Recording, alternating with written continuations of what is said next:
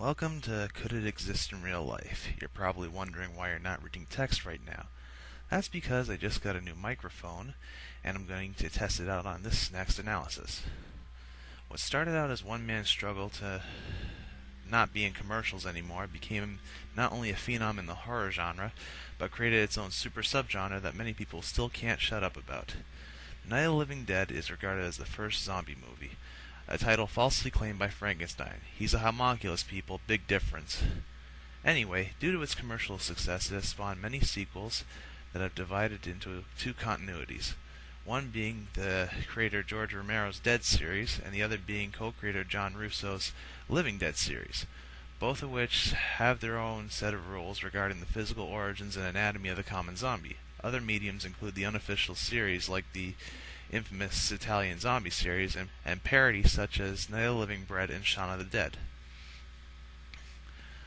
Our story begins with two adult siblings who are visiting their father's grave to pay their annual respect. The man, Johnny, teases his sister Barbara of the possibility of the dead returning to life. Everyone knows the famous line, but those who don't know, allow me to scare the crap out of you with my own version, now that I have the mic. They're coming to get you, Barbara. They're coming, Barbara. Here, there's one right now. However, he is accidentally proven right when he's attacked and killed by a strange man who doesn't speak. Barbara barely makes it out of there alive and manages to take refuge in a farmhouse. It is then another person arrives, a man named Ben, who tells a shocked Barbara to board up the house just in time for new zombies to arrive. In the farmhouse, the duo discover 5 more survivors, in the form of 2 teenagers and an angry, bitter couple with a sick child. It is now a fight for survival as the survivors not only have to defend themselves from zombies, but also each other as tempers rise and their psychological shock of Barbara increases. And now for the fun part. Could it exist in real life? First, let me go on record and say there is no way in hell that the dead could rise from the grave. However, that does not mean zombies do not exist. The earliest example of a zombie is the invention of zombie powder, a substance derived from the poisonous barb of a pufferfish. Said barbs release a nerve-related poison that results in the victim being paralyzed, then later on dead.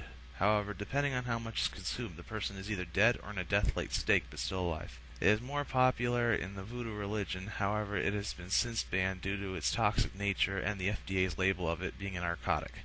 I do not encourage you, the listener, to try this at home, as it is extremely dangerous, and there has been no cure for pufferfish poison as of today so far.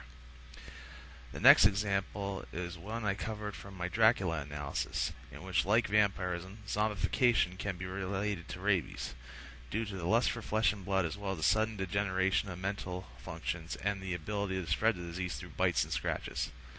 Last but not least is fairly new, but it's bath salts.